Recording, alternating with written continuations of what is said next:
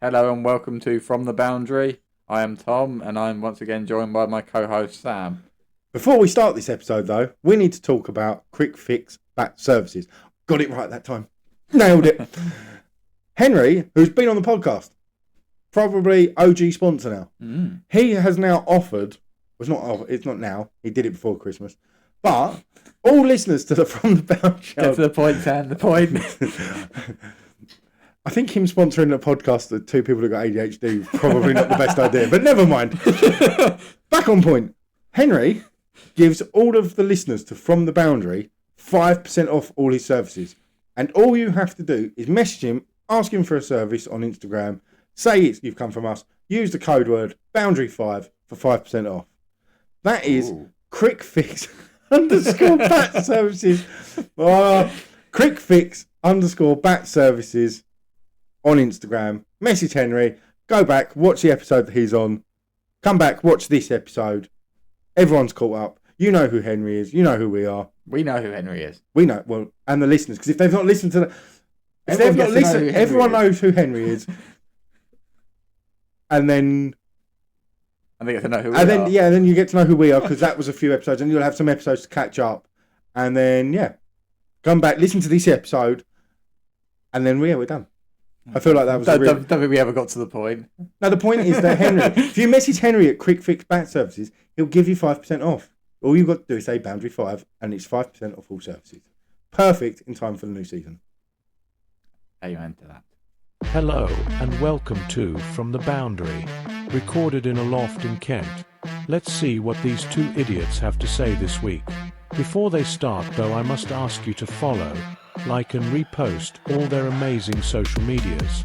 Search From the Boundary on Facebook, Twitter, Instagram and TikTok for updates and clips. Hello and welcome back. Before we start this week's podcast, we need to discuss our Patreon. Sam, what is our Patreon?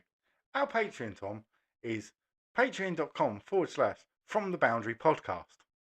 And on Patreon, it means that you can support us. We sound professionals because we messed it up the first time. And how much does our Patreon cost, Sam? Our Patreon is £5 a month. And for that even, oh fuck it, I'm not restarting. For that, you get these episodes that you're listening to now early. So rather than getting them on a Monday like everyone else, you can get them on a Saturday. You also get a discount on merch, which we haven't started yet. But when it starts, you'll get a discount on merch. There's also going to be extra episodes. We're going to probably aim to do one a month, potentially, probably. And we give you priority when it comes to contacting the podcast. Excellent. Thanks, Sam. Any other questions about it? Not for now. So, to reiterate, patreon.com/From the Boundary Podcast for just £5 a month, which is less than a pint in most places, isn't it? Basically, it is, yeah. Basically, buy me and Tom a pint a month, and then we'll be very happy with you. Thank you. Hello and welcome back to From the Boundary, and we are going to start today with an apology. Did you remember? What? Do you remember? I was going to start with an apology. You did, but I haven't explained it, to be fair. Explained it, so I don't really understand what you're apologising for. Do you remember last week how I introduced us? I don't remember this morning. I'm working nights this week, mate. Right. So yeah, to be fair, we're both pretty tired, so this could be, if it sounds like we're talking more usual bollocks than normal. If the usual bollocks session lasts an hour and 45 minutes, that's and why. The cricket bit lasts 10 minutes, it's because our brains can't engage in anything more than bollocks, basically. Yeah. So last week I said I am Tom. I am still Tom. And I'm joined by my co-host Skipper Sam. Yeah. You cannot be Skipper Sam. We cannot have two Skipper Sams. I'm afraid we're gonna have to change it to Captain Chewy. Is that? Oh, you spoke to Skipper Sam, didn't you? I didn't actually, but I just thought we can't have two Skipper Sams. It's too confusing. So it's Skipper Sam and Captain Chewy. That's what it's gonna have to be. Okay. I'm going to let you put that out on the group chat. And by the way, Skipper Sam. I'm sure I'll wait till someone says something really serious about, I don't know, match fees or something, and then just be like, by the way, while we're doing important administrational stuff, I would like to address the following topic. Do you know that apparently we can have the option of... apparently we can have shirts on the names names on the shirts. Oh, can you? It's what my brain went to. That's why I had to stop. Extra, you have to pay extra for it. I think they get subsidised. Oh, okay. I think so. I think we pay an amount for a shirt. But yeah, we can have a name on the back of the shirt. My brain just went to you know when you like buy football shirts as a kid. And you're like, but what if that player gets sold in the summer? Then I was like, no, wait, it's your own name. Do you know what? I was really looking forward to watching Tom Reeves play for Sheldrich. And then he took that free transfer, which was a strange one. It's even stranger considering that he bought his own shirt with his name on. Have you done that with football shirts before? I've not had the name on the back of my shirt for... Have you ever been done with having a name on the back of your shirt? Don't think so. I think I've only had 4 names on the back of a shirt. One of them you will never, ever, ever get. What, was it a Man United one? Obviously. Yeah. Well, I don't know, you might have had an Ebbsfleet one. No, I never had a name because I didn't get into Ebbsfleet until later on. And then I realised that having a name on the back of your shirt past the age of about 15. It's questionable. Having a football shirt, like just wearing it all the time beyond about 18 is... Oh yeah, I've got them, but I think like to wear around the house and maybe it's pyjama tops or something. I wear them as like pyjama tops or if Man United are playing, but I can't remember the last time I wore one out. No, that's a bit weird. But I had Van Nistelrooy. Yeah. On the back of a Vodafone. I had a Beckham on the back of a Sharp 99.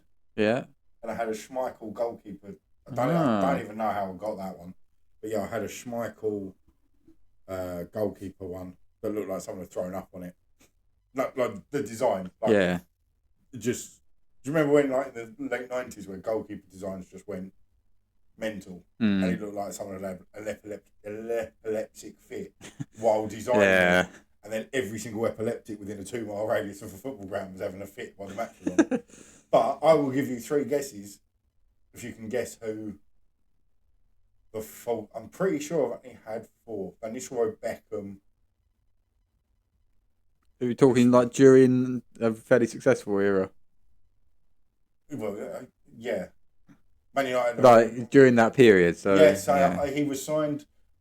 He was signed by Sir Alex. Yeah. And he was sold to Chelsea. I'll narrow it down for you. Sold to Chelsea? And do you know what? It might have actually been one of those ones where I was undone by a player moving. I can't remember the exact date. Quinton Fortune. No? I don't know, you said it was random. You're on the right lines, though. On levels of randomness. Yeah, okay. On the right lines. What position? Centre mid? Yeah, I think he's a centre mid. Was this when Chelsea had money? Chelsea did have money. This is at the start of Chelsea money. I'm trying to think who Chelsea signed when they had money. Everyone. I was going to say Joe. It's a bit like Chelsea having money now. Yeah, I was going to say Joe Cole, but he didn't play for Man United, did he? No. Why do that? We'll have a nap. That'll be the podcast. Just me guessing, and I'll get it right, and you'll be asleep. I reckon we could guess for the next hour and a half, and you wouldn't. Yeah, I can't think of any players that have gone from Man United to Chelsea, really, to be honest. I had a Man United shirt. Again, I think it was Vodafone with one Sabre Veron on the back. Oh, did he go? Yeah, we sold him to Chelsea. Oh, he was dog shit for us. It was all right for Chelsea, wasn't he? No, he was dog shit for us as well. I think they got rid of him pretty. I think we had him for 2 or 3 years and shipped him off, and then I think Chelsea was even fucking quicker. No, that is random. That was a random one. I tended to, so I got burnt the first time. So, when are we talking? Rafa Benitez. Did you have Fernando Torres on the back of the shirt? No. Close. Are we talking a striker or? Yeah, you're quite close in a lot of aspects with Fernando Torres. Alonso. No, he was a striker. Oh. Who else did you have in a striker? Crouch. Fernando, keep going. Morientes. Yeah. Yeah. Because obviously they signed him from Real Madrid, and like it was at a point where Liverpool didn't really spend money under Hicks and Gillette. I was like, wow, they signed a player from Real Madrid, and that was like Galacticos Real Madrid, wasn't it? Yeah.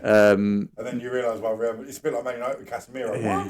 Wonder why Real Madrid are willing to sell Casemiro's. That's right. So I got done with that one, and ever since then I stuck with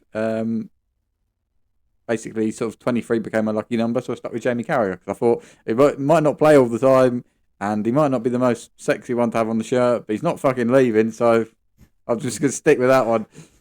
Or just had it playing, obviously. So I could envision you doing the full Wolf of Wall Street. He's not leaving. I'm not fucking leaving. He's joined Everton. I don't give a shit. I'm still wearing it. He was an Everton fan, isn't he? Yeah, he's an Everton fan, but they got picked up by Liverpool's academy. I think he got turned back down by Everton's academy. So. It's weird how that was. It's like Harry Kane was in Arsenal's academy, wasn't yeah. And they turned him down. Yeah. And on the news of Man United, and this is probably not going to age well, because when in 6 months' time, someone's listening back, and he's just put one in the top bins, and we've just won the FA Cup. You think that Paul Pogba might be coming back to Man United? Oh God, really? Yeah, apparently. Fucking third time around. He wasn't terrible last time. He was. He was. He wasn't terrible. He was terrible for a £90 million player, but they should have never spent 90 million on him in the first place. He was just like as a squad player. If you'd spent 20 million on him, you're probably like, we're getting our. Like in modern day, I don't think you were though. Modern day football, you probably were 15-20 million pounds worth. It's just when you spend 90 million pound and you're getting a 20 million pound player for it. It's a bit like. Do you mean like? What about spending 80 million on a player, him lasting 2 seasons, and then you loaning him to Real Betis? You lost me again, Anthony. Yeah, he's just gone on loan. Man United have got a habit, or had. It's not so bad now. One thing that Ineos have just brought in is that at least we're not spending ridiculous money on players. Anthony. No, that's prior to Ineos, isn't it, Anthony? He started quite well, didn't he? Have a really good. Was it first month or first couple of games? Yeah, he scored something like 4 in the first 6 games, including a goal on his debut against Arsenal. Yeah, I was going to say it was quite a big game. Yeah, but unfortunately, teams very quickly then worked out if you put him to the outside, he can't cross. Yeah. So just make him cut in every time, and then or don't let him cut in, and pretty much nailed it. I was I was listening to radio on my way to football last Saturday, and Theo Walcott was talking about basically he thinks like out and out wingers have died. Like every winger's got to be an inverted one now because like someone like him, they're just playing through the middle because they wouldn't play a right-footed right winger on the right now. They'd play him on the left, and he'd be like, I don't want to be on the left. I'm right-footed. Put me on the right. But they're like, no, we want someone that's going to cut in. You can't think of like an Aaron Lennon or a Stuart Downing. There's not many. Fuck me. They were 2 of the most random Paul. Well, they're just out and out, weren't they? Just like that sort of. Everyone. Do you know? Everyone was an out and out, weren't they? Even Beckham. Yeah. Out and out. Giggs. Yeah, but Giggs was. Beckham, not so much really. It's more his passing, wasn't he? He wasn't so much like bombing up and down the right wing, was he? No, he had Gary Neville to pop up after him. But then banging Hollywood passes, and then the ball comes back, and he's like, "Gary, where are you?" Yeah, pretty much. Gary, have you got that? Yeah, you got it. No, I'm trying to think. There was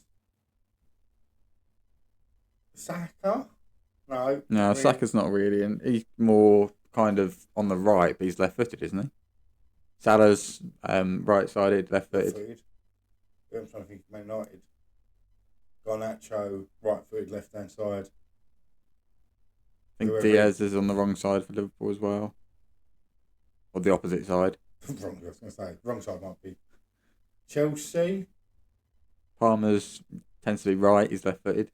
No, I thought through the Sterling's middle. at Arsenal, isn't he? Yeah, Sterling's probably about as close as you're going to get in modern day. Yeah, right-hand side, right foot. Mind you, what wing is he? Is he right or left? Wing. He's kind of both, isn't he?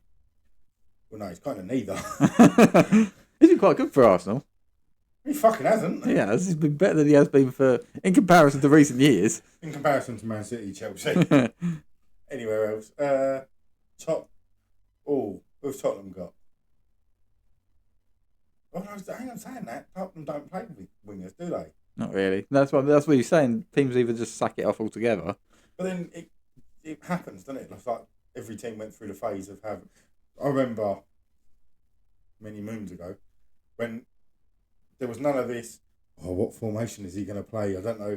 Is this player going to be playing as a false nine? It was 4-4-2 on top. And the only way it would get adventurous was probably when Arsenal went, no, our two strikers aren't going to play next to each other. They're going to play one behind each other. That was as adventurous it ever got. And that's how 4-4-1-1 got invented. Exactly. Was Arsene Wenger going, well, we got Henry and we got Bergkamp. Midfield's leggy, but not really that creative. I wonder what I know what we would do. Basically, get one of our strikers to play as an attacking midfielder.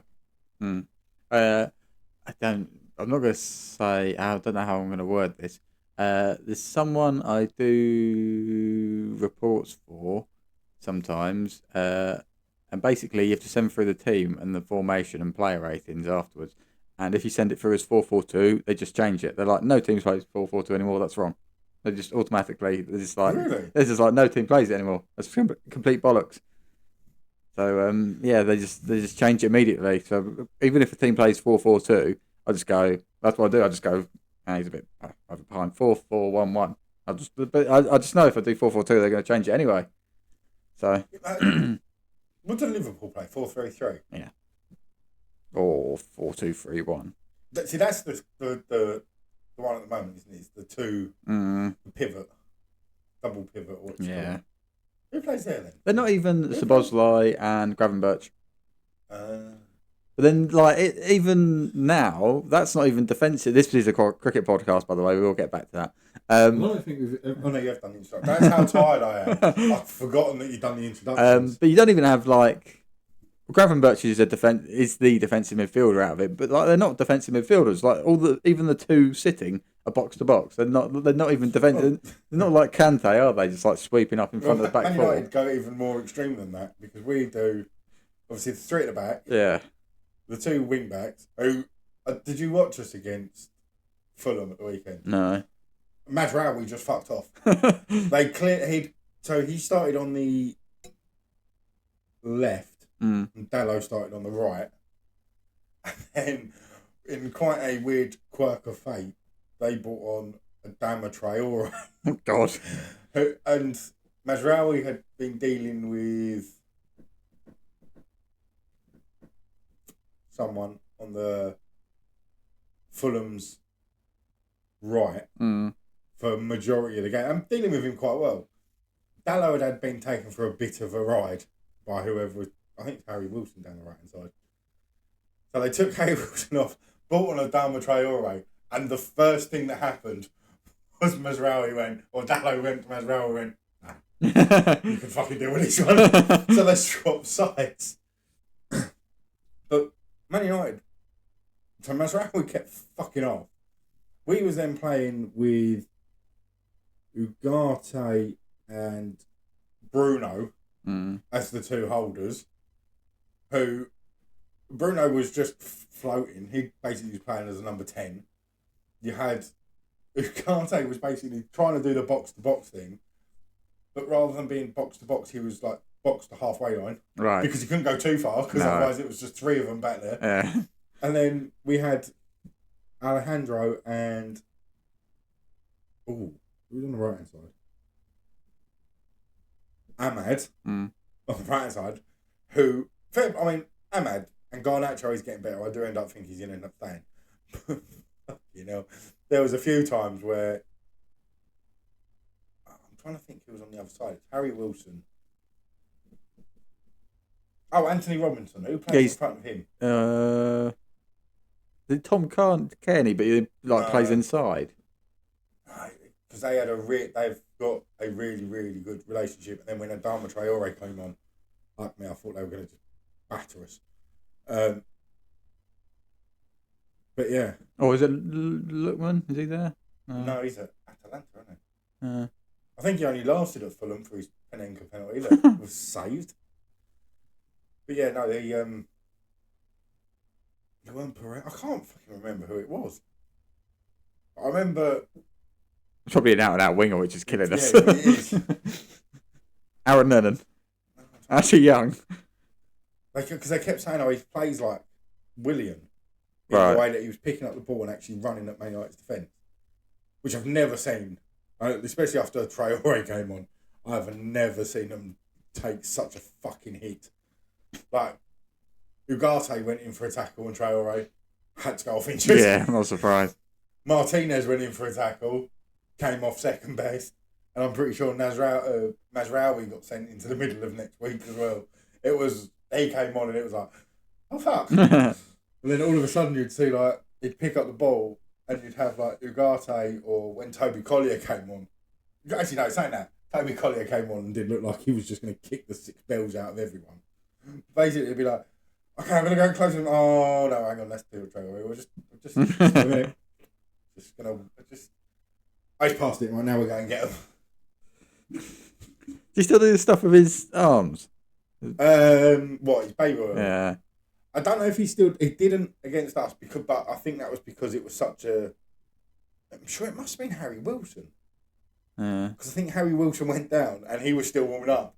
And what's quite funny is, have you ever been to Craven Cottage? Yeah. So Craven Cottage, like, there's the byline, and you're sat. Yeah, you're very close. Fucking there, aren't you? So you can literally hear on the microphone, Adama! Adama! As he's trying to warm up, but Harry Wilson is clearly not going to be able to stay on. So it's like, run back. And then you just hear, in quite a weird, I think it was because I'm pretty sure he's not playing fully fit anyway. But literally, just after Adama got the call, you just hear, Lenny! Where we're bringing on Euro to try and deal with him. Yeah, so that's enough football. I think we'll get onto some cricket, shall we? Well, what have you done this week? What, in general? Yeah. We'll have to hear from you. Not a lot, really. Just work. I'm just going to be quiet for that so you can talk. Not a lot, really. Just worked, I think. I'm in the flat on my own, so did a meal plan, which I then got home on Monday, and I was just like, I think I'll put down to have pasta on Monday, which obviously isn't, it's not hard to do, but it is a bit time consuming because you have to sort of stand there, don't you? You kind of have to sort of stand there while it's boiling, heating up. I don't know what the right word is. But Gordon Ramsay. But anyway, so I sort of gave up on that. So I ended up doing that yesterday on Tuesday. What I did on Monday, me and my brother, we've discovered out of like easy meals, this is probably the easiest, but it's also really nice. Chicken Kiev in the oven. Yeah. Uncle Ben's rice. Why don't you just do chips? You could do chips with it, but healthy, innit? As I said. No, I've got to do sort of chicken Kievs with rice because I think tonight, maybe, gonna do sausage and chips. So you can't do sausages with rice. That would be ridiculous. No, I agree. Are you limiting yourself to chips once a week or something? Well, not really. We're not really limiting ourselves. It's just. I am just going to say. I say ourselves. It's me. If you are going to do that, I give it about 3 months before you're having chips with nearly every meal. It's fucking easy to just in the air fryer. When you're going, I've got it all worked out. I'm going to do sausages, mashed potato, lovely bit of gravy. After 3 months, you're like, I'm not fucking peeling potatoes to make some mash. Yeah. I'll just get chips. Mm-hmm. We're getting to understand why I might be putting weight on.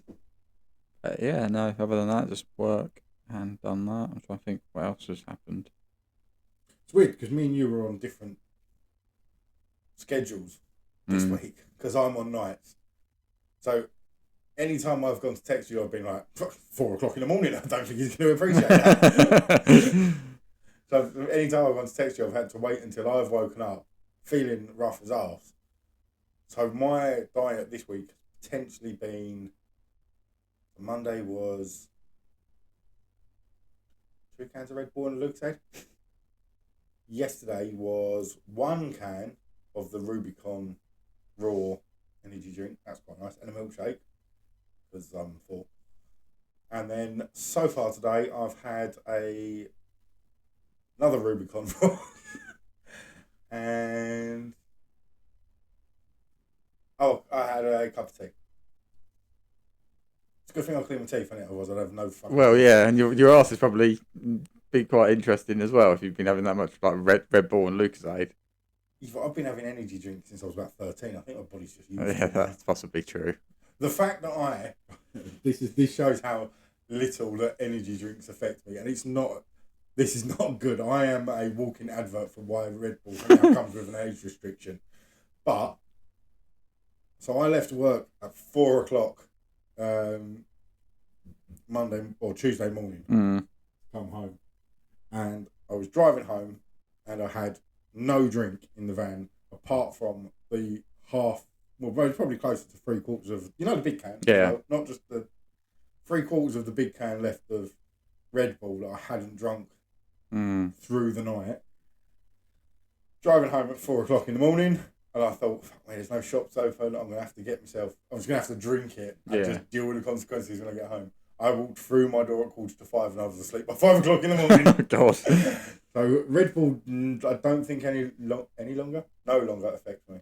Oh, it's worrying, isn't it? Yeah, that is not good. I've never really got into Red Bull or Monster or anything like that. I quite like a Lucozade, like the orange Lucozade. Yeah. So I did until I changed the flavours. Lucozade Cherry was the best. And then they changed the flavours and it tastes like a strepsil. Yeah. I miss vanilla Coke. They still do that, but it's not as good, is it? Is it me? Or do Coca-Cola seem to go... Like, when was the last time you actually saw a bottle of Coca-Cola? That's true, yeah. Because it's Coca-Cola... But then I wouldn't get one, I don't think. I'd get a Diet. You've got Diet Coke, Coke Zero. Yeah. They're now doing Coke with cinnamon. Yeah. You've got Cherry Coke. Yeah. You've got lime, Diet Coke with lime. Do you want to see the green one? Diet Coke with lemon. Yeah, it's true. But then all the other ones are basically Coca-Cola anyway, a lot of them, aren't they? Well, like Pepsi Max. Yeah. I don't think you're allowed to say that, are you? They're different companies. Right. I thought they were the same. No, I saw this on TikTok because, you use TikTok for research purposes. I basically now use TikTok as if it's my news outlet. So basically, Pepsi.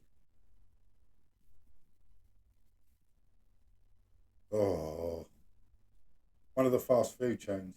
Burger King, KFC, McDonald's, Nando's, Five Guys. Yeah, you're talking. My brain is not going quick enough to process what you've just said. No, I can't remember who it is. But basically, they went. So Coke had the market. I was just like, everyone buys Coke because it's in a bottle and it was in a glass bottle, obviously, and it was all lovely. And then Pepsi came along and went, yes, but if you want to buy, it's not McDonald's. McDonald's is Coke. If you want a Burger King or a KFC or something like that, you can't have Coke. You have Pepsi. Yeah. It's like they. I think it's Burger King, isn't it? It might be. I think so. But it's also restaurants as well. Every time you ask, can I have a Coke? And they go, it's Pepsi. All right. Yeah, that's true. They basically wormed their way into like the Coke went. What do you say to that? I'm a bit like, huh? Yeah, can anyone taste the difference? Not really, no. It's not like they've turned around and gone, can I, yes, I'd like I'll have a pint of Coke, please. And they turned around and went, we've not got Coke, would you like Iron Brew? Orange Fanta. Yeah. It's a bit like turning around and going, we've not got those black socks, we've got these really, really, really dark grey ones. Would you like them instead? Kind of on those lines of substitutions and stuff. I watched something on Monday night, actually, that was quite interesting. It's about Tesco's. It's basically like 48 hours in Tesco's. It's like, it was in the Cheshunt store, which I think is like one of the main ones in the UK. What one? Cheshunt one. Where? Cheshunt. In like... Cheshunt. Cheshunt. Cheshunt. Cheshunt. Cheshunt. I've never heard of it. I thought you was making a mistake. I thought you was talking about Chesham. No, Cheshunt. Where's that? I don't know. They've got football teams in National South or something. Hold on, let me Google. Google. But It was quite interesting. It's basically because obviously you kind of know what goes on in Tesco's broadly, don't you? But they put stuff on the shelf and we take it off. Yeah, but it was quite interesting. It was like, okay, so it is now 6 a.m. So basically, you've got no one on the tills, and everyone's just stocking for the I can't remember what they called them, like runners or something, for the online orders. That's basically what everyone was doing at 6 o'clock in the morning because there's no one in the store.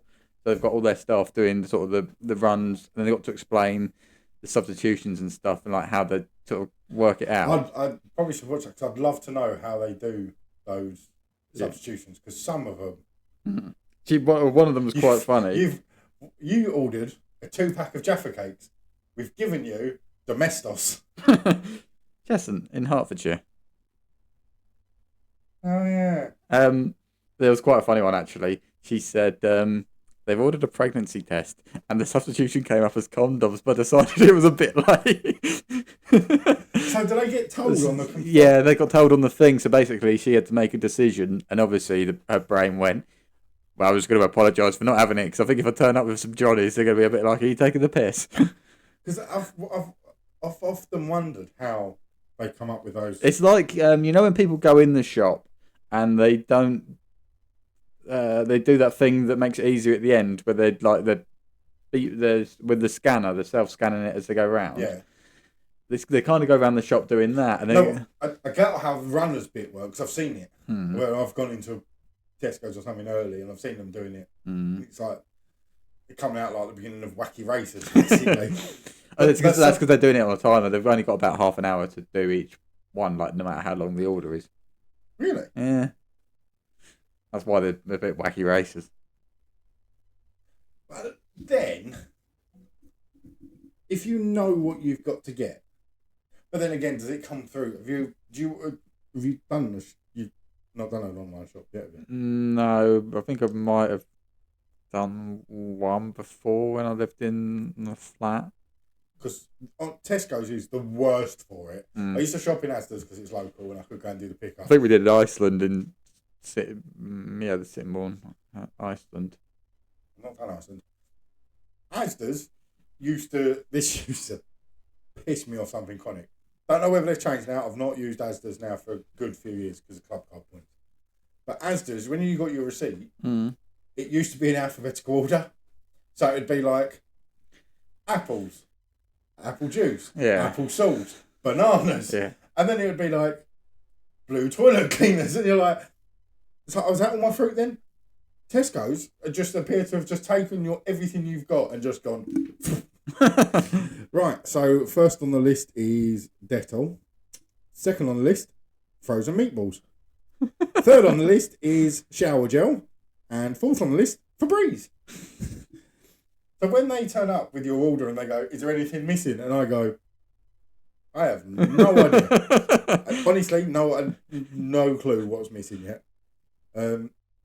So if that is like it for the runners, I can imagine them being like dog food, and then alcohol, and then apples, and then I need to go to the bread, and then I need some mushrooms. Well, if they're kind of having to do it on a time limit and they're sort of rushing around the store, that's possibly like it might just be how they sort of because obviously they'll go through aisle to aisle, I would imagine, but then they're going to go like sort of go down an aisle and go, oh shit, forgot this, and then go back. So it might just come through as like how they've picked it up, but they're probably not picking it. The idea in their head is probably like just go aisle to aisle. They'll probably get halfway there and then go, shit, forgot I forgot that, and then do it, and then you're coming back to where you were, and you're like, I forgot that as well. So it might be why it comes through all random. It was quite, basically the bloke at Tesco's when what's that TV show in the 90s had the problematic. I can't remember if he was problematic or not. Might not have been. The presenter always looked like he'd been dipped in varnish. Dale Winton, that's the one. Oh, right, we're going to do Ready Steady Cook. I started that so well. Ready Meal, right. No, Supermarket Sweet. Yeah. And basically we're just going to make money off that by getting... remember when you used to go on Supermarket Sweet and you could win your shopping? No, now you're going to collect it for other people. That's your prize. What a shit prize that would be. Yeah. So basically, they lose money on online stuff. So that's why they have to do it in like not lose money, but they don't make as much money as when people buy in the store. So that's why they kind of have to do it in a certain time, just because it's not really viable for them to. So surely that's the same for everyone or everything. But yeah, it was interesting. Like they sort of moved some of the clothes stuff around at say 3:00 because like come 4:30, you got kids coming in with the holes in the trousers. Yeah, exactly. Yeah. Oh, okay. So, but it's fairly interesting. Like just the sort of 24 hours of it, really. Yeah. Actually, when you were saying about TikTok being your news source, something quite funny happened at work today. I was working away, and in the bottom right hand corner, I get these like news flash updates. And the one at the bottom right hand corner, I think they're like MSN ones. They're like breaking news with MSN or Press Association or whatever. This one at the bottom came Reeve set to. So I thought, eh? Yeah. So I clicked on it thinking, I hope this isn't me. Reeve set to meet Prime Minister. I was like, well, I wish someone had fucking told me. I'd have brought a tie to work today. No, I saw that. I'll get the BBC one that said, Reeves approves third runway at Heathrow, and I thought, well, he's doing well for himself. He's come a long way since starting this podcast. He now gets to say whether we can go on holiday. I don't think she's doing brilliantly, is she, in her role? But she's definitely keeping herself in the news. Are any of them? No. Are any of them? It's weird.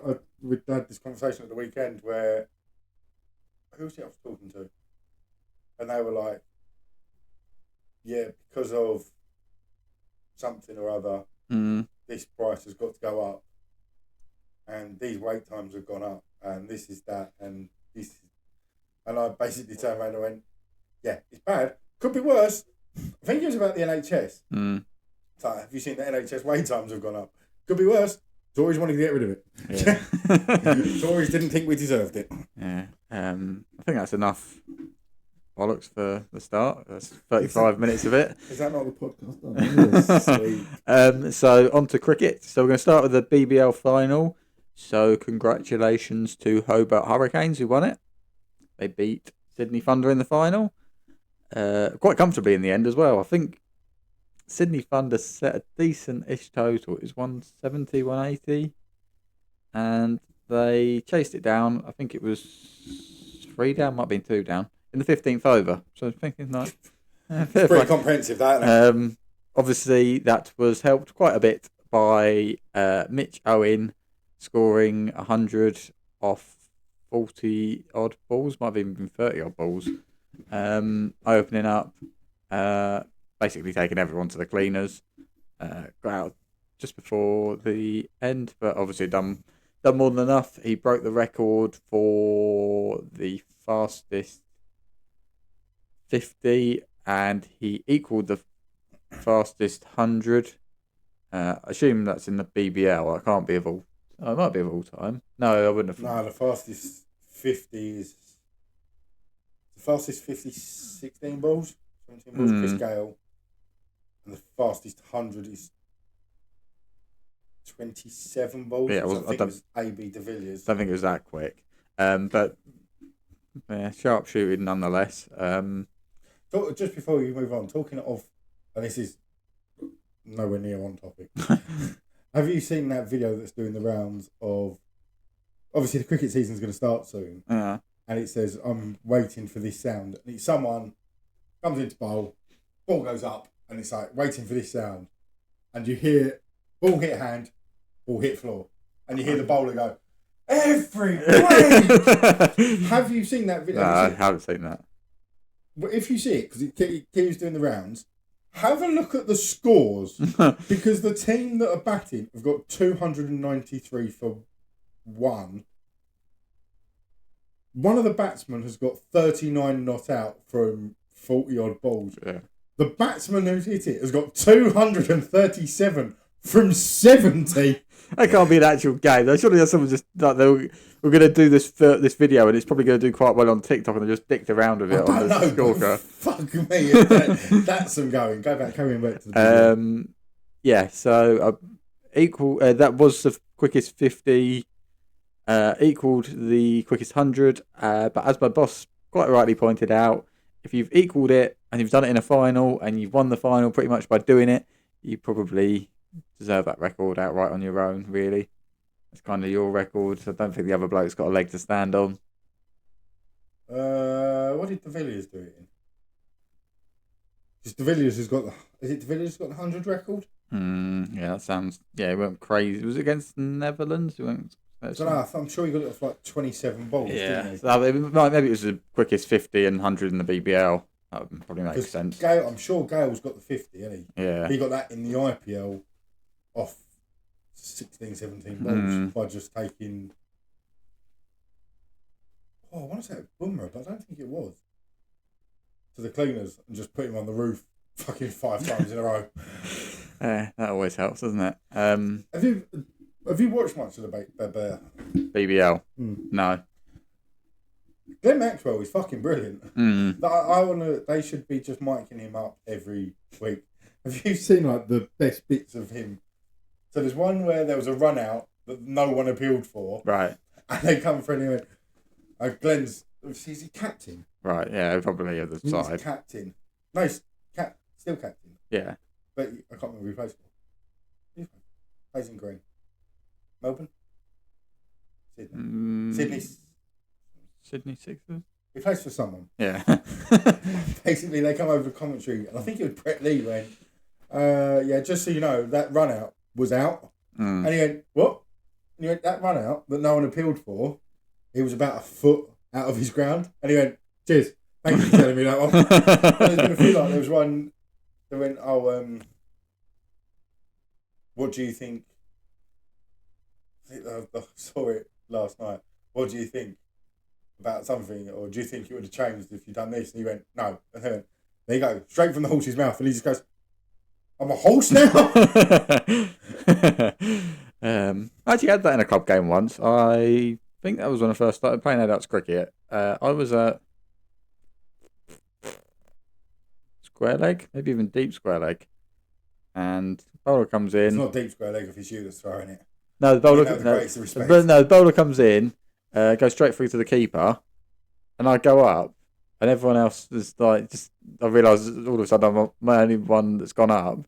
I was like, no, I'm sure I heard something. And then I just kept appealing. I was like, but as I kept appealing, I was like, the bat was nowhere near maybe it's flicked his shirt, or maybe it's his pad. And then I looked round at the umpire. The umpire was like, yeah. And then the batsman was like, I wonder when someone was going to appeal.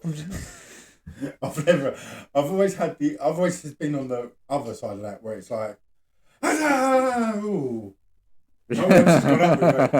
Okay, I could be in trouble here.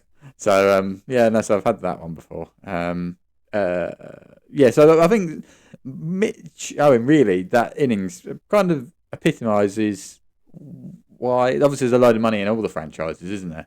And loads of overseas players in all of them. But it epitomises what they can do in terms of like developing players. Like the IPL, as much as you get all these all-stars coming to India, it's really good for developing Indian players, isn't it? Yes, to a point. Obviously, more for like the one-day side. I was going to say, I don't think it doesn't really sort of develop test players. Well, the only one I would say that, so I think with the Indian players, it's when you get into an IPL team, you're probably in and around the international setup anyway. The only exception is probably Shubman Gill, who was absolutely I think his career was nowhere near. And then all of a sudden, 2-3 years ago, highest scorer in the IPL, and all of a sudden it's like, do you want to come and play test cricket? Well, it's up to the player at a point, isn't it? Because like the BBL and the IPL are great for putting people on the map, but then the player's got to turn around at some point and go like, do I want to keep earning lots of money and just travelling around the world? Yes. Or do I stop this for a bit, go and play test cricket, then I can come back to this like when I'm a bit older sort of thing. But it's ultimately up to the player. But it obviously does sort of develop players, and it is really good for that. So and it'd be interesting to see what Mitch Owen does like next summer. I'm sure teams are like Surrey are looking at that like, you free in July? Guys. Well, what about I'm trying to think of ones that have been developed through these sorts of tournaments. Loads of spinners have it in India, haven't they? the one-day side, for the Again, T20 side. to a point, because with the IPL, a lot of them are already in and around the scene. Said Shubman Gill is the only one who went from obscurity. I'm thinking England. Well, strangely, it's the IPL. Was Jofra Archer, wasn't it? Yeah. I mean, Jofra Archer was so good in the IPL. England changed the fucking rules for him to get him in the Test team. Yeah. But I'm thinking like Fraser McGurk for Australia. I can't remember, was he IPL or was he? Must have been maybe it was before BBL. Yeah. There's a lot of players for other countries or other. The West Indies team that came over last year, or not necessarily came over last year, or a lot of it was made up from teams from the CPL. Same with, it was the young West Indies bowler that took, was it 5 against Australia on debut? Not Alzari Joseph, the other one. Oh, the other Joseph. Yeah, the other Joseph. No, Shamar Joseph. He came through the CPL off the back of a really good CPL. But on the other end of that, if you've got 2,700 million people living in a country, yeah, it's going to be difficult to get spotted, isn't it? Well, yeah. But I suppose then someone like Mitch Owen, it puts him in the spotlight. Like, say if Surrey do go and sign him, or like, I mean, obviously I don't think it's going to happen, but say someone like a Kent or a Sussex signs him, you're not going to look at that and be like, who? You're going to be like, oh, that's the bloke from the BBL. He like won the. And I assume I didn't really look, but I assume he's had a good tournament. I assume he hasn't just turned up in the final and gone. There's 130 balls in the final. He's probably had a pretty decent tournament. I would assume so. The thing that makes me laugh most about Australia is the fact that the majority of the games are played indoors. And there's a stadium called the Marvel Stadium. Yeah, that's interesting. Ben Duckett's had a good BBL. Yeah. Ben Duckett had a good BBL. So did. Well, and then so I was going to mention about so you had quite a few two Kent players in the Sydney Thunder side. So Billings had a good tournament. He was the 7th top run scorer in the tournament, which is decent going really when you think who's out there. Yeah. He got 20 off 14 balls, which obviously it wasn't enough because Mitch Owen won it on his own, pretty much. But actually, if they had won with that fairly competitive 170, 180, 20 off 14 balls in a finals, decent. So he did well. I think Wes Agar had a relatively good start to the tournament. He might have even had a good tournament in general. He got carted. He's the one that Mitch Owen just basically went, you're going. I think he rolled 2 overs for 39. The one that actually that's like my figures. But one that actually did well with bat and ball for Sydney Thunder was Jason Sanger, who he top scored, outscored David Warner, put on 97 opening stand with him. He got 60. I think David Warner got just under 50. Then took 2 for quite a bit, but basically was the only one that didn't get absolutely carted everywhere. I know why you're bringing up Jason Sanger as well. Yeah. Yeah. So he was the overseas pro at St Lawrence and Highland Court. So that's Kent Cricket League Premier Division, which is it's interesting that like that sort of player, they can attract that sort of player to that basically club level cricket. And then he's playing in the BBL. Have you heard the story about when he came to England last summer? I might have told you it. I don't know what one it is. What one have you got? The one where Hamo went to pick him up. Oh no! Oh, have you not heard that? No. So Hamo went to pick him up. I think I might have done. Did he go to the wrong airport? He got on the wrong airport. So he went to Heathrow, and I believe he came into Luton. Oh god! And was in completely the wrong airport, which is quite funny. But yeah, there's a few like that, isn't it? Is it Folkestone have got a affiliation with a Afghanistani? Yeah. It's Wonder yeah, who plays for Kent, quite often plays for them. In Folkestone? Yeah, when for the first. Actually, saying that, do you remember? We discussed this last week that we played Folkestone twice. Do you remember when we went down to Folkestone? Last game of the season, the year that we didn't go up. Do you remember who was playing on the? Yeah, James Treadwell played for their first team. Yeah. No, do you know who else was playing? No. Fred Fred Klassen. Oh, was he? Yeah, Fred Klassen was playing, and the scoreboard was going up in 60s for him. Like, oh, he's on 30. He's on 36 now. He's on 42. Well, fuck me, he got like 50 quid. Yeah, I suppose because for Kent he's only T20 player, isn't he? Doesn't play one of those. Not according to their website. Yeah, I'm trying to think. I suppose he probably goes to the 100, doesn't he? So he probably only plays T20s. But he's injured a lot of the time anyway. But yeah, no. So yeah, I think probably through James Treadwell they've got quite a good link into getting players from Kent. But it is interesting to see, like, and really, if a player, could you imagine facing I was going to say bowling or batting. You don't really bowl, do you? So you're not going to be bowling. But me stood at the top of my mark, knowing that's one of my yay. Yeah, it's problematic, isn't it? Who would be, out of everyone, a bowler that you'd be like... Oh, who's in the mood? It's probably to under me, yeah. Out of... What, bowling? Oh. Because you don't bowl, do you? No, I thought you meant if I was bowling. You're batting, who do you see, realistically... We're not talking like Bumrah, because I don't think Bumrah's ever played village cricket in Kent. But one that you could happen in a friendly or something like that, and you go, your arse just goes... Just basically stand out the way of it and then hit the stump so you can go. I think. Archer? I know Sussex. Yeah, probably Archer, because he potentially could be... dangerous. Yeah. I'm trying to think of anyone that's really quick that plays for... I feel like it's not quite what it used to be. Like, I think you used to in the old days, basically getting overseas over, and they'd be like, oh, we don't actually need you till Monday. He's like, oh, right, do you want me to go play some club cricket on a Saturday? He'd have like some gone overseas. Like, who did Kent have last year? The Indian... Was it last year, 2 years ago? Axel Patel, wasn't it? No. Axel Patel lost. No, they didn't. Oh, what's his Harshdeep Singh. That's it. They'd end up with someone like that. So I don't think it's quite like that now. But you could probably end up playing like one of the domestic players. So I think imagine. Probably Fred Clarkson's probably quite scary. Yeah, no. I wouldn't want to be bowling to him. No. Someone like Darren Stevens would be great to say you've done it, but he wouldn't really scare you, would he? He'd get you out, but he wouldn't really terrify the life out of you.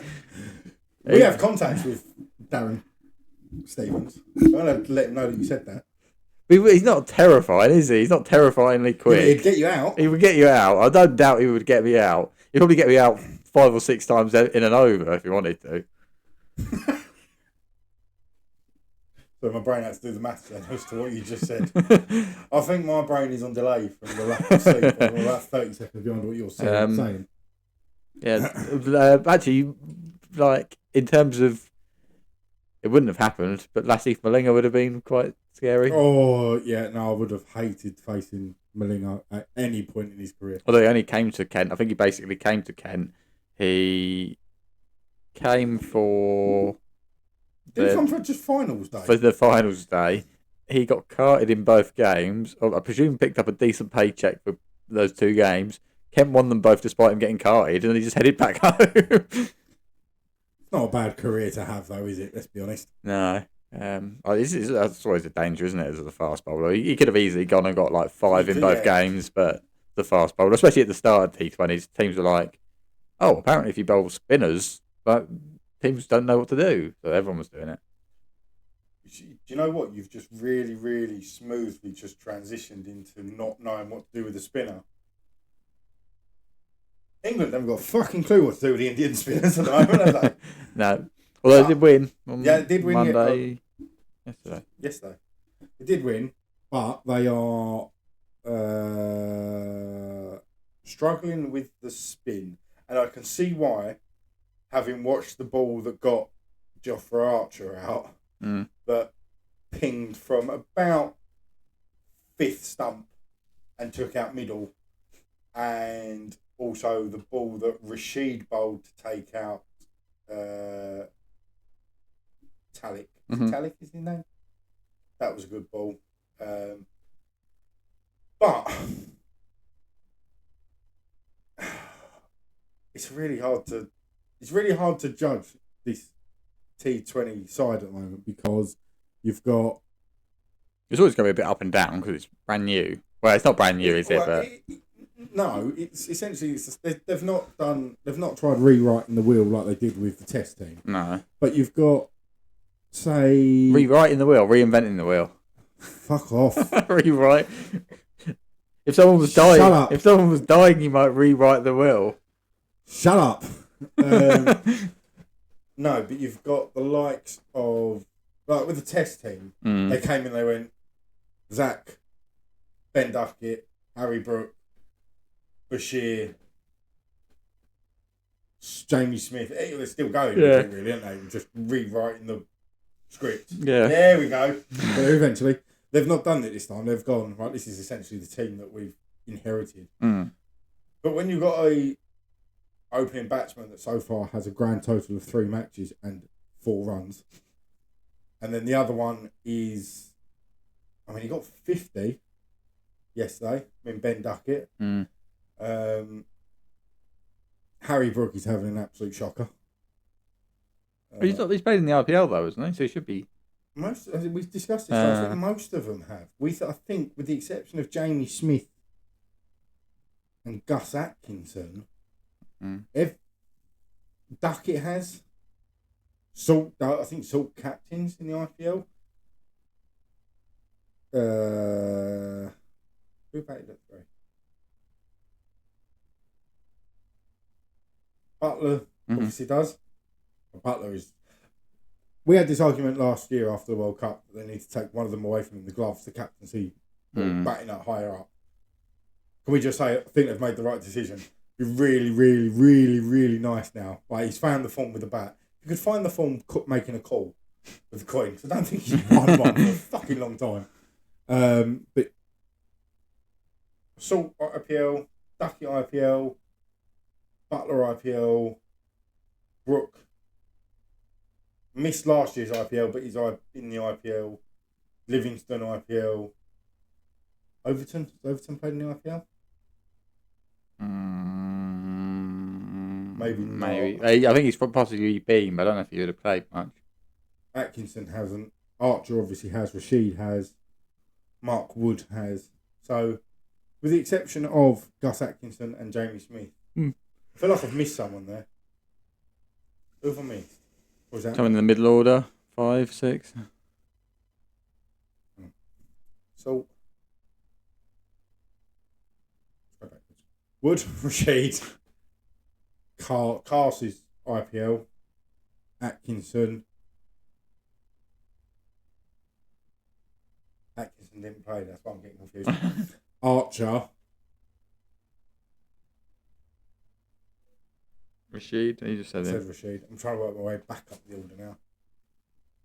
Archer, Livingston, Smith,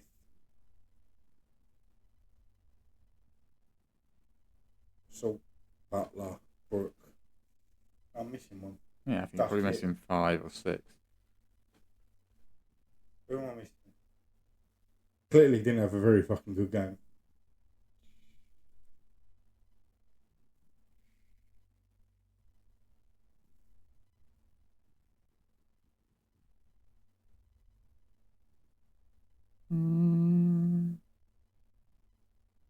That's not really helpful. You can said them all, haven't you? I think you said those. Oh, Jamie Overton.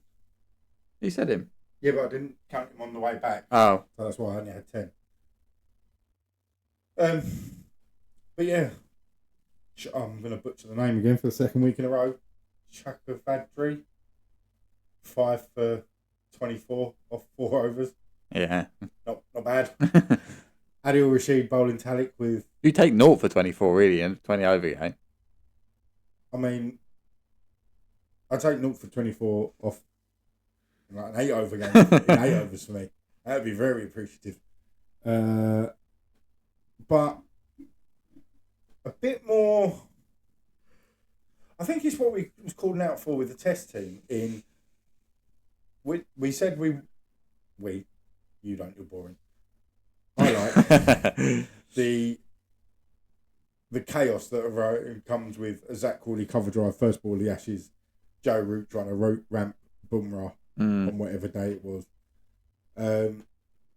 you kind of find yourself going, this is chaos, and you are boring and like controlled chaos.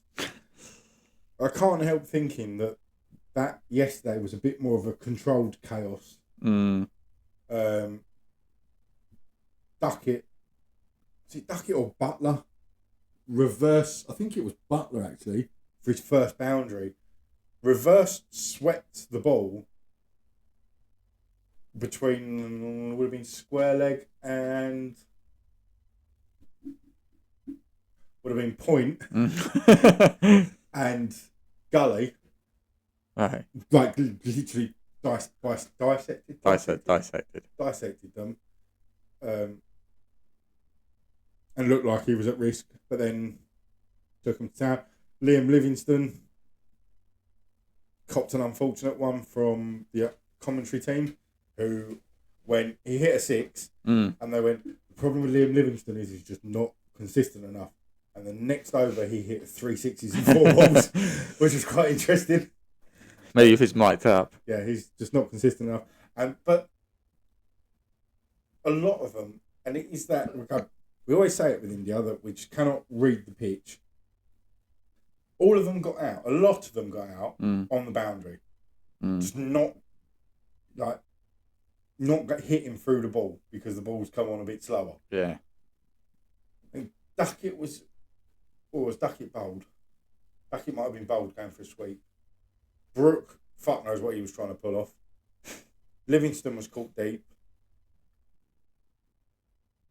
Butler was caught behind. That, we said it before about certain players when you think, oh, fuck me, he's nicked that and not walked. That was a fucking obvious one. That sound that came off of his bat. And he just stood there and went, I didn't it. No idea what you're talking about. Fuck me, did that was a noise off the bat. And then when it came to the bowling, England sort of showed, yeah, we come to India, but we're not just going to bowl spin because we can't do that as well as you, but we're going to do what we do well, which is bowl fucking quickly. And a lot of the Indian players were caught within the ring. Yeah. Because the ball came onto them so quickly. I mean, the one off Mark Wood, Jesus Christ, I think that came down with aliens on it. It went so high. Like, you had time for Phil Salt to run round to go and get it. Literally, he's just like, there we go. But it's 2-1. Yeah. I think it's 2 more. Oh, is it 2-1? I thought it was 1-1. It's 2-1. Okay. Lost on Saturday to Chennai. Even worse than we lost the first one. And I think we've got 2 more. Then it's the 1 dayers. Boiler again. I've got a leak somewhere because the pressure keeps dropping. Hence why there's a towel at the bottom of the stairs. Right. And some electrical tape there. Yeah, so DIY with Sam. Anyway, it's more positive, and I think everyone's going, well, how come the test team were able to just get it? You got more room for error with a test. 5 days. I can't remember, what was their first test? The New Zealand one? No, the India one. Wasn't it? From COVID. Yeah. You got 5 days. I can't remember if that first day went exactly to plan. Yeah, that's true. But if the first day don't go to plan, your second day you can get yourself out of a hole by batting, or you can get yourself out of a hole by bowling well. The T20, it's if your batting's not going well, you're bowling. You could bowl absolutely brilliantly, but in 20 overs, you're not really going to get yourself out of a hole, are you? No. We did say about, I think I said maybe last week, might have been before, about like sometimes teams like England treat 2020s like they're 5 overs a side. Like, you don't have to try and hit every single ball for 6. It's a T20 game. You got to bat quick, but like obviously they've got the players that can make up for a slow over or 2 overs or 3 overs or a bad power play. They can easily make up for it. I don't think England have players though that can build an innings patiently. No, not really. No. Phil Salt likes to come out the guns blazing. Duckett's probably the only one that you could look at who's probably got more than one gear. Butler is he the only one that's in the test team and the T20 side? Duckett's the only one that's in all 3, I think. Yeah. Apart from Gus Atkinson. Gus Atkinson didn't play. Yeah. Oh, and Jamie Smith. Oh, yeah. So no, he's not. But then, I remember when it always used to be like that. Mm. I mean, look, we go back to the Ashes. Yeah, 3's not bad, actually, is it? No, it's pretty good. It's almost 1 in 3, isn't it? Oh, yeah. 1 in 4. Oh, 1 in 4. More than 1 in 4. But less than 1 in 3. Yeah. I think you mean it's the other way around as well. It's more than 1 in 3 and less than 1 in 4. Yeah. Which one of us hasn't slept?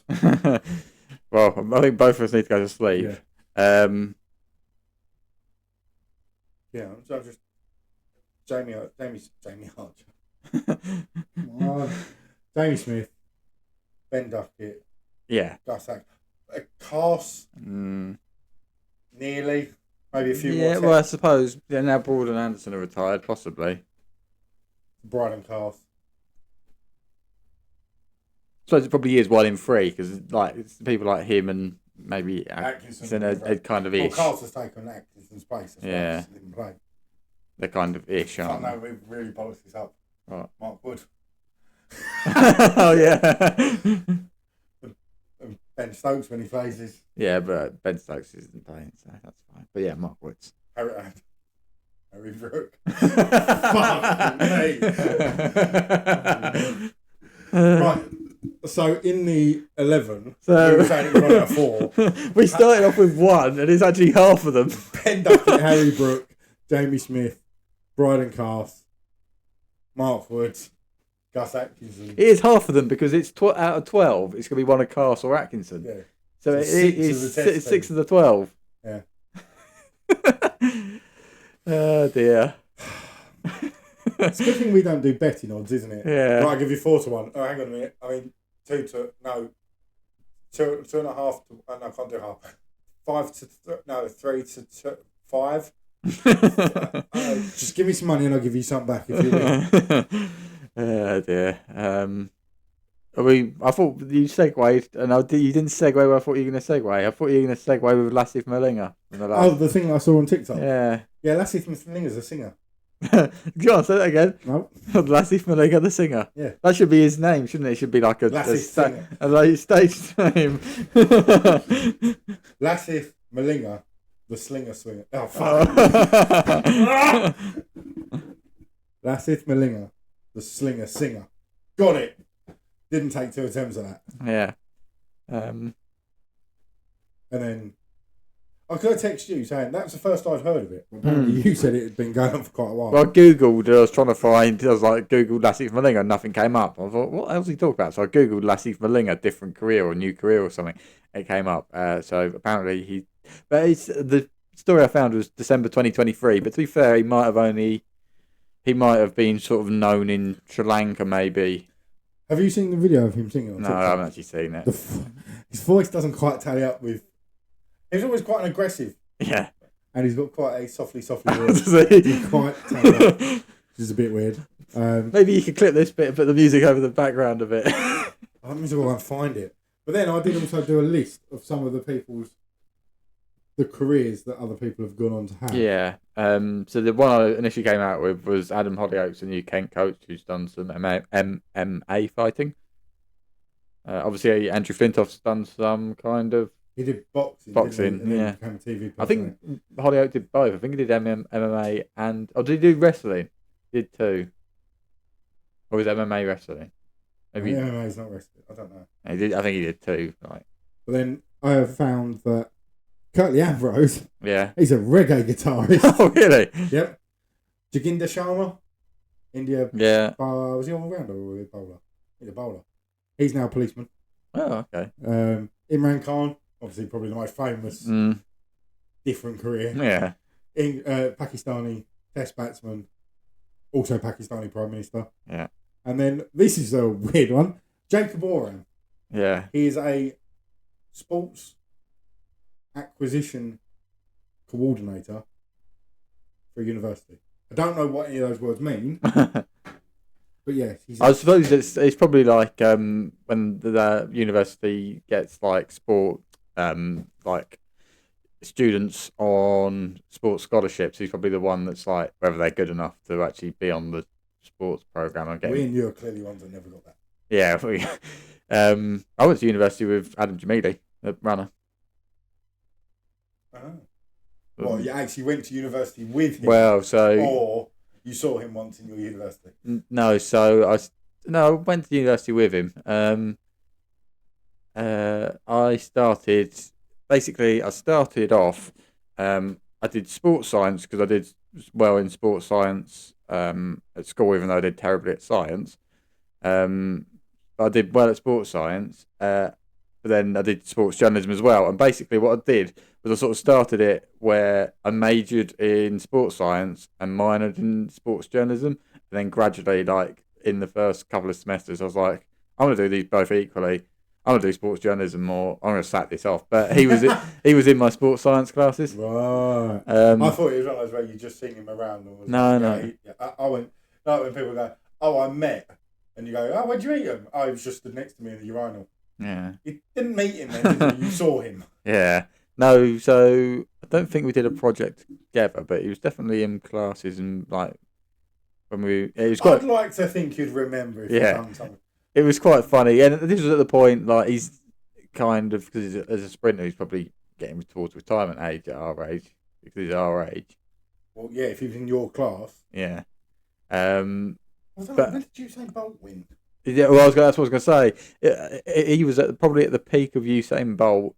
He was also in the finals. I mean, obviously, he didn't really tend to medal in too many major competitions. No, but because the Jamaicans had pretty much got that nailed down. Yeah, the Americans when they were cheating. Got some relay medals. So would he have been in the relay with?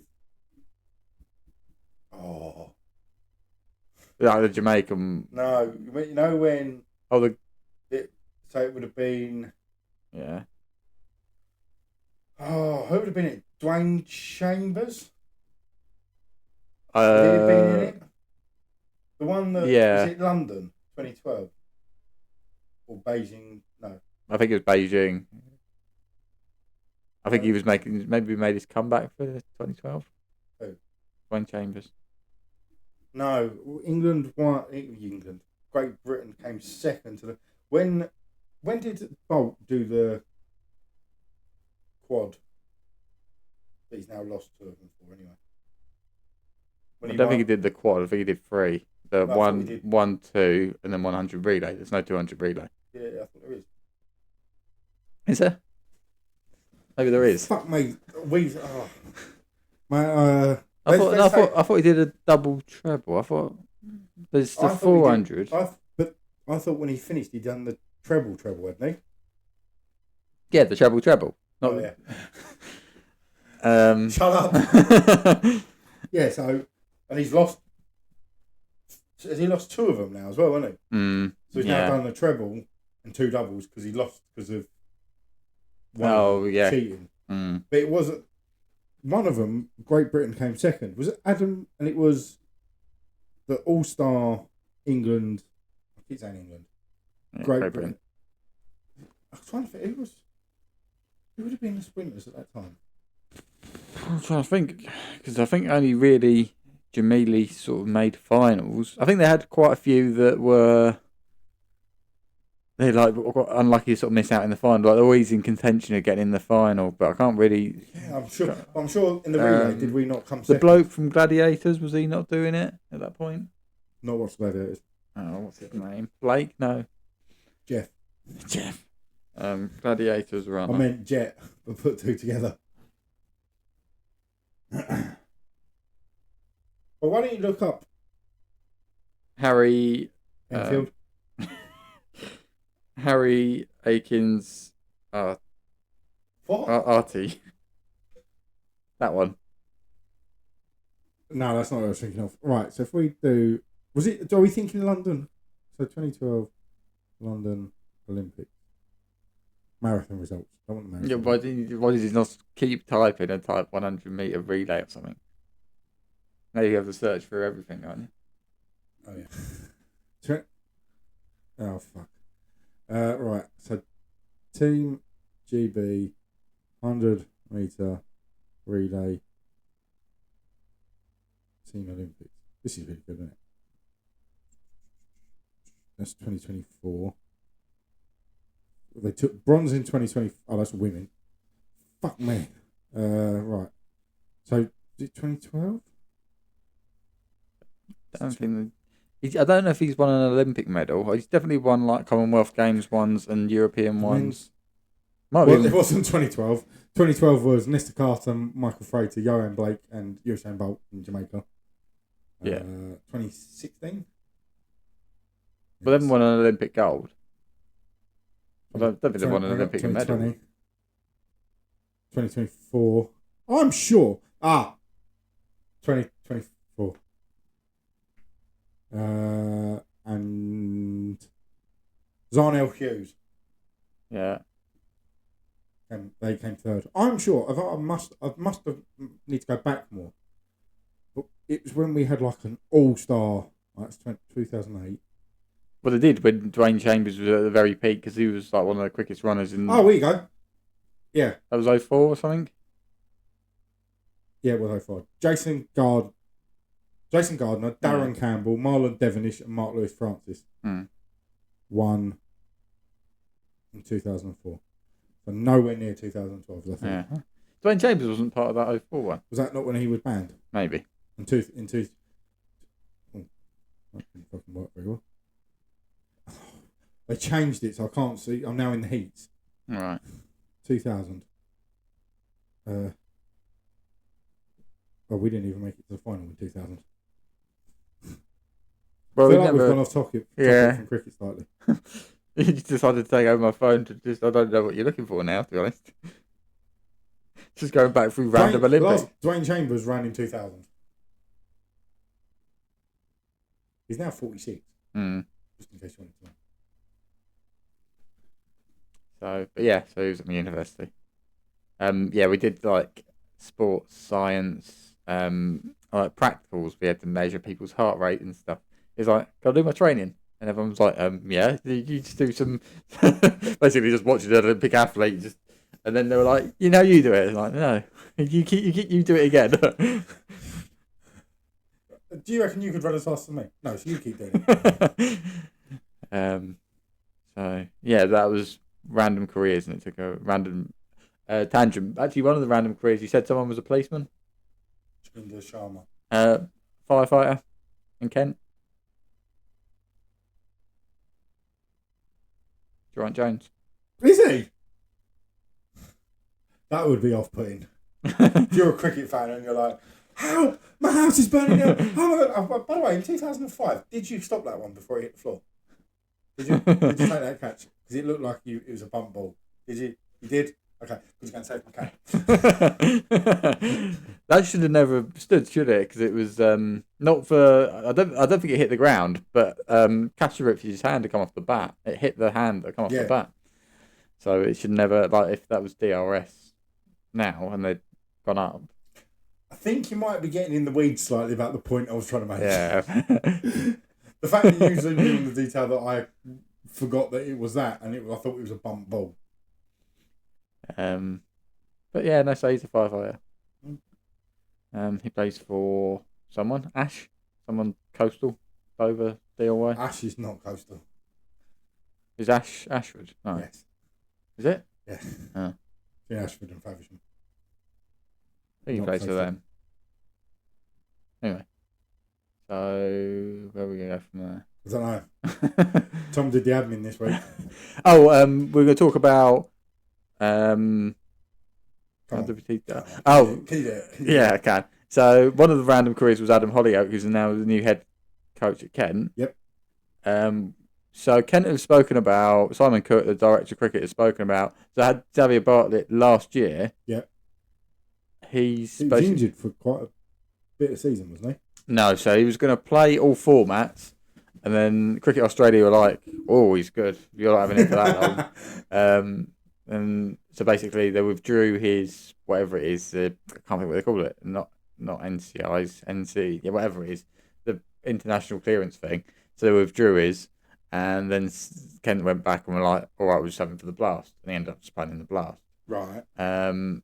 But basically Simon Cook has said that he's spoken to the general manager who he played with at Middlesex, general manager of some Australian side, the Javier Bartlett plays for in Australia, obviously, and they're going to like try and start a link between the two sides. Your phone's ringing. Yeah, I know. They're going to try and start a link between the two sides. Actually, that makes a lot of sense. I don't see why sides don't do that, because what's Bartlett going to realistically do in the English summer? He's going to come and play cricket in England, and then at the minute, I would imagine 99% of the Kent players, maybe not 99, 90% of the Kent players are probably abroad somewhere. Sam Billings obviously and Wes Agar obviously in Australia, or have been in Australia. Zach Crawley's in South Africa, and Will Drummond's on holiday, according to his Instagram. Jazz Singh's been out in Australia. I don't know if he I don't think he played Big Bash, but he might have played. I think a lot of them, looking at it, went on holiday. Jack Leaning got married. Yeah. I think Jazz Singh played not what do they call it in Australia? Shield. Yeah, something like that. So he played that, but then it makes a lot of sense, doesn't it? Like, I don't see why Kent shouldn't be looking at that side. But is it essentially what Sussex? You've got to find a way of catching up with. Done with the Indian group, isn't it? Yeah, they've got to find a way of catching up with Surrey somehow. Everyone. Well, yeah, so, no. Kent haven't got an issue of catching up with Surrey. Kent have got an issue with catching up with everyone. But everyone's got to find a way to catch up with Surrey. So it's basically a bit like the affiliates that you get with like the Chelsea. What's the Chelsea called? Is it the Blue Group? Where it's Chelsea, Strasbourg. Yeah, exactly. And then you've got the City Group, isn't it? Which is Man City, New York City, Melbourne City, Yokohama Marinas. So I don't know if that's a new concept really in cricket to actually sort of have an official affiliate. It is in cricket. It's not really. Other sports do it, don't they? That's what I mean. But is it a new thing? I think it is a new thing in cricket. I can't really think of too many. It's probably a new thing in English cricket. Yeah, exactly. Think back to the franchises. That sounded dodgy, and especially because I stopped myself. But the Indian group, like the Mumbai Indians, I'm digging myself a hole here. But the Mumbai Indians, the Super King group,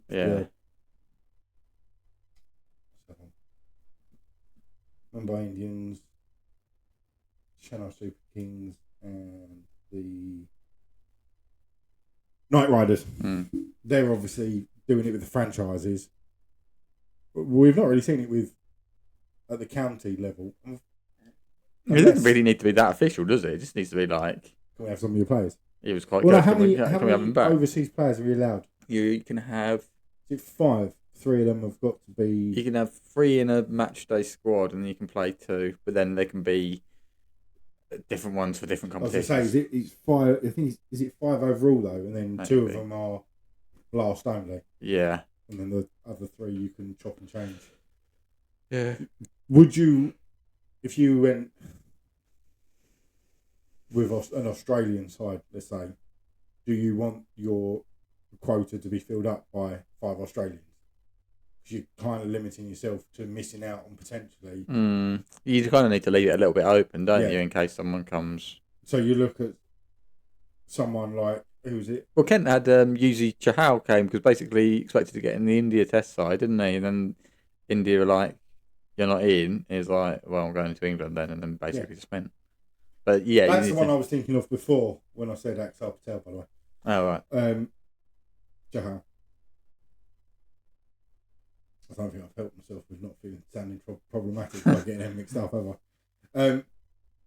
You could miss out on a Chahal because you've already got. Yeah. Right, we have this deal with Australian Shield team. I say Victoria or New South Wales, or whoever it is, and gone. We're going to send you over our five players. 2 of them are going to play in a blast. Right, but we wanted a spinner. We wanted a. Yeah, it's also going to be like you're going to end up with like Wes Agar, Xavier Bartlett. And then 2 more quicks, and you'll be like, this isn't really what we wanted. We wanted a spinner, And the thing is, you see it with football. Let's take the City Group. The City Group's pinnacle is Man City. Yeah. Your likes of Girona, your likes of Melbourne, New York. Yeah, there's players that move around, but 9 times out of 10, they're bought through Man City. Man City, if you look the other way, are loaning players that they want to get experience. Or Australia Club A or whoever going to be, here's our 5 best players because you're part of the same group as us, or here's 5 players we want to have a look at. It's too much of a risk for us to play them. Yeah. So could you do it? And if they're shit for you, we've not ruined our season. Yeah, it's got to be a balance. Otherwise, you're not going to have a relationship there, are you? You can't be like these. You can't have these 5, but you can have those 5, and then they turn out to be crap, and then you do that again next year, and you're going to be like, "There's a theme emerging here." So there's got to be a balance to it, but it's. I don't know who that is trying to ring me. Oh, it's today. I do know who that is trying to ring me. Should we end on a quiz? Yeah. I'm not going to do a rant this week because I'm too tired. Fair enough. I need a page number. I can't even remember what we did last week. 74. Right, hang on. There is a slight flaw in that plan. How many pages are there? 58. Go on then, page 74. Page 54. Page 54. So this is Sam Wells's Quiz of the Week. I need a thing. Give me a thing. What, a cricket theme? No, just a quiz thing. Dun, dun, dun. No. Can someone make us a quiz thing for this? Right. Oh, you mean like a theme song? Theme I thought, okay. So you want me to write the theme tune, sing the theme tune? Oh, I thought you meant like a theme for the quiz. I was a bit like, you've got the questions in front of you. I don't know how I'm going to do that. No, I know what the theme is. I know what it's in the book. That's what I was confused about. Right, so there's 12 questions on this. All 12 of these questions are about Warwickshire. Oh, right. What is your knowledge of Warwickshire like? Pretty terrible. Right, hang on, I need to get I think Jonathan Trott played for Warwickshire. That's about all I can give you. Right, you're going to have to fucking wing this then, aren't you? Ian Bell, maybe? I can't even find 36. Where are we? I might have just made that up. Both those bits. Oh, there we go. Right. What is question number 1? What is the capacity of Edgbaston? 15,000, 20,000 or 25,000? 25,000. Ding, ding, ding. I just went with the highest number because of the international round. Warwickshire won the county championship in 2012. In what year did they next win it? As in they've won it since? Yeah. Well, obviously, if they next won it after 2012. Oh, yes, fair point. I'm not going to go, when did they next win it? Never. 2018? 2021. Oh. Which England player was Warwickshire captain from 2015 to 2017? Well, I just said one of those two. Jonathan Trott. Dickhead is the other one. Oh, God. Ian Bell. Which former England... This is question number 4. Which former England left-handed opener was Warwickshire captain from 2003 to 2005? Say it again. Oh, fuck off. Which former England left-handed opener was Warwickshire captain from 2003 to 2005? He probably wasn't playing for England at that point.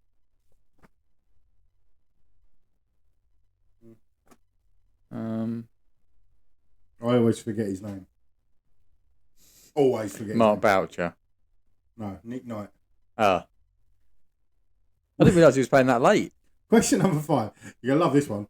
Which unorthodox all-rounder was Warwickshire captain from 1993, the year you was born, to 1996? Can you cast your mind back that long? Oh, God.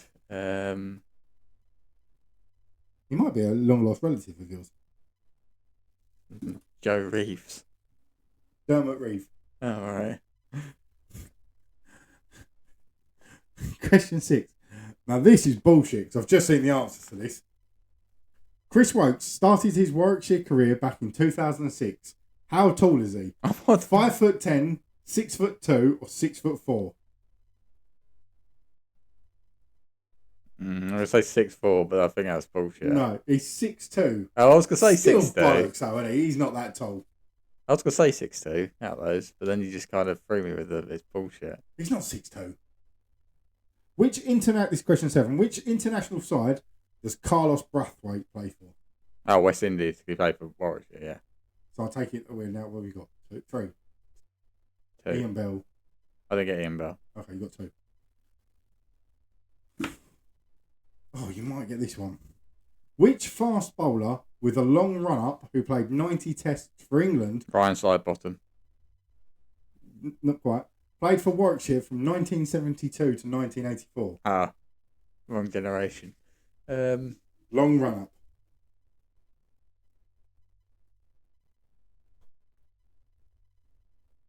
Oh, I can picture him. I can't remember his name. I think Joe Root. I can picture him, but I can't think of what his name is.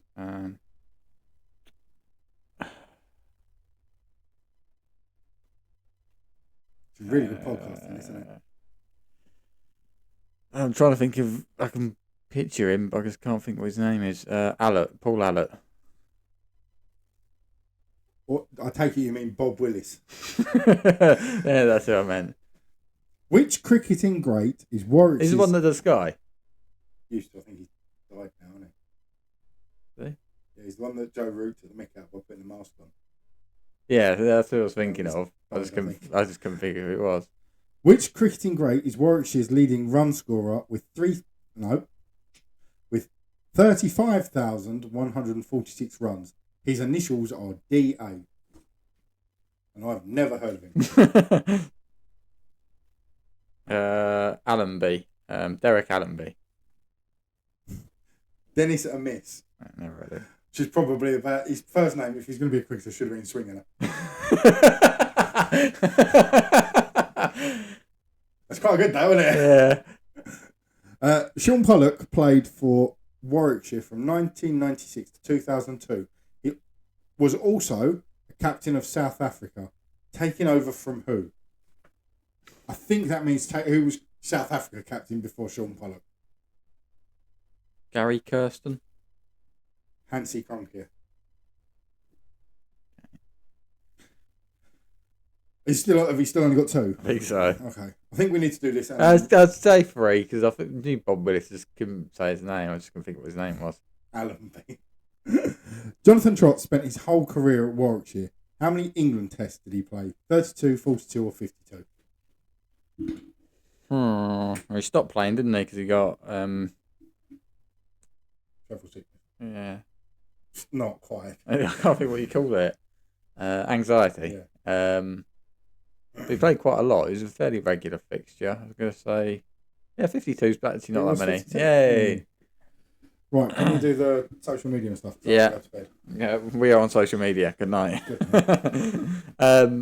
Yeah, thanks for listening again. We've just completely exposed that we know absolutely nothing about. Well, I know. We?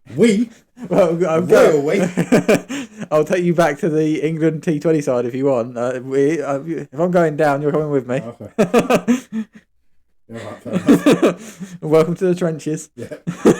Feels it, doesn't it? So, yeah, thanks for listening. We are on Facebook, Instagram, TikTok. We are From the Boundary Pod. Yeah. You can email us at fromtheboundarypod@gmail.com. You can also become a patron, which will give you access to special episodes and merchandise. Our patron is From the Boundary Pod. From the Boundary Podcast. I'm trying to think what else there is. That was it, wasn't it? Social media, emails, Patreon.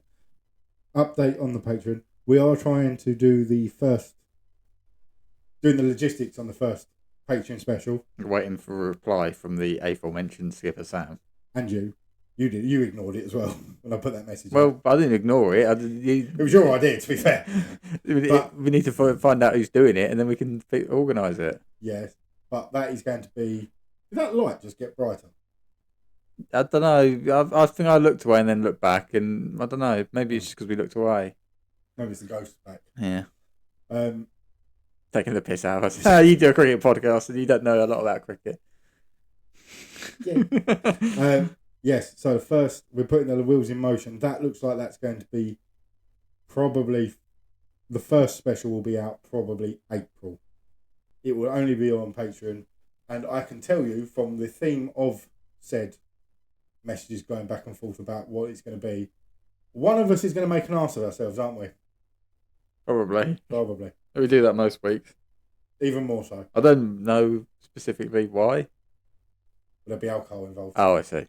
One of us is going to make a tit of ourselves.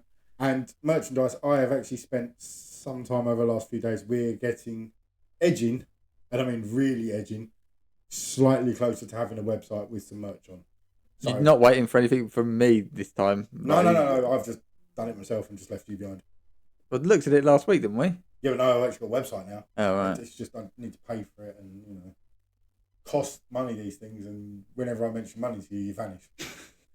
Funny enough, it's a bit like my biological dad did. Mention money and he's gone. Daddy. I feel like that's a point that we need to end and we need to go and get some sleep. Possibly, yeah. Okay. I don't think I've got a lot. Thanks for listening, guys, but yeah. Bye.